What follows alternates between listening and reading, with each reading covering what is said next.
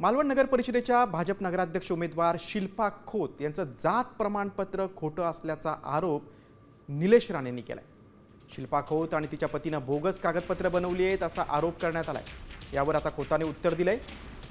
विजय निश्चित असल्यानं खोटे आरोप केल्याचा पलटवार केला। खोटं करून तुम्ही उमेदवारी मिळवलीत, आता तुम्ही जनतेची मतं मिळवायला जे जाताय हे जनतेला कळावं की किती खोटारडेपणा हा चाललाय। कुठलाही भारतीय जनता पक्षाचा नेता नाही, त्यांचा कुठला रोल नाही, पालकमंत्र्यांचा रोल नाही, कुठल्याही पदाधिकाऱ्यांचा रोल नाही।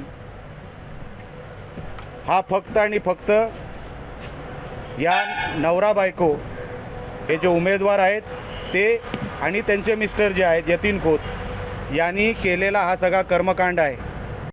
या महिला भगिनीला जी स्त्री आज कित्येक दिवस कित्येक वर्ष समाज उपयोगी उपक्रम म्हणा, समाज उपयोगाला समाजभान असणारी स्त्री समाजाला उपयोगी पडते हे कदाचित रुचत नाहीये, पटत नाहीये। त्यामुळे अगदी एंड मुमेंटला अगदी 4 दिवस राहिलेत आणि हे मुद्दे काढणं हे एक जबाबदार लोकप्रतिनिधीला कितपत योग्य आहे। आज जी जी जवळपास दिसत आहे ती कदाचित त्यांच्या पायाखालची वाळू सरकली असेल। मी कुणावर काही आरोप करणार नाही, मी फक्त आणि फक्त विकासावर बोलणार आहे।